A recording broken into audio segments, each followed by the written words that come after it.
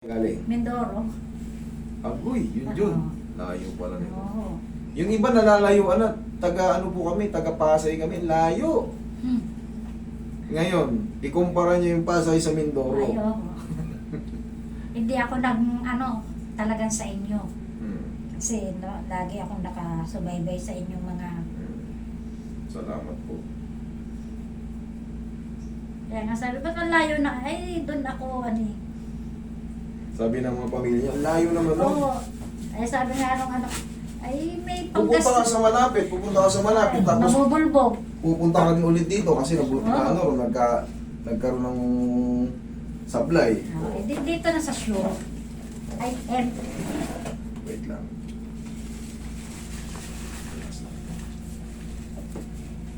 hindi ka MD mo sa ano? Ako muna gagawin.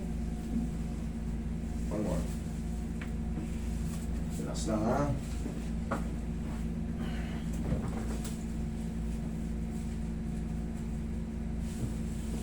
Hold mo yan, pamewang ka. Ayun, tatama yan. Tigasan mo pabalik. Ganyan po. O, pabalik. Itulak mo Pupunta sa siya. Yan. kanya to. Yun, thank you. Sarap. Simple lang yun kasi eto, merong ano dito kaya hindi pwersado dapat dito may suspicious fracture. Kaya dito lang natin dadalihin. Tapos konting angat. Thank you. Ngayon round. Yun. Kanina hindi maangat eh. Tsaka parang masakit. Wow, thank you Lord. Kanina ayaw ha. Thank you Lord. Oh, Ngayon very simple lang yung diskarte natin.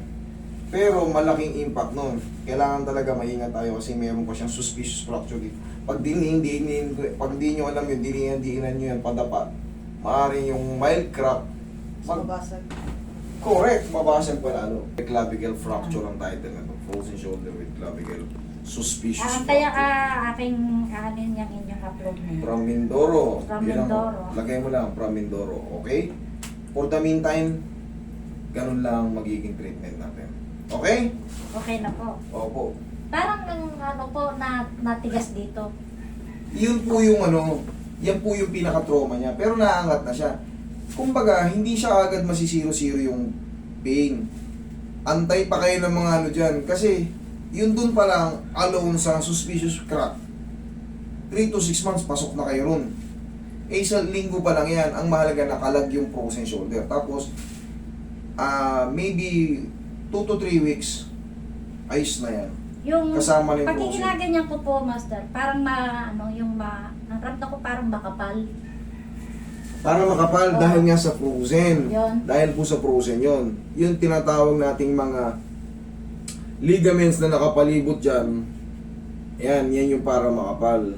Tapos, dito hindi nyo pa pwede kasing yung balbog-balbogin. Kasi nga, merong suspicious crack.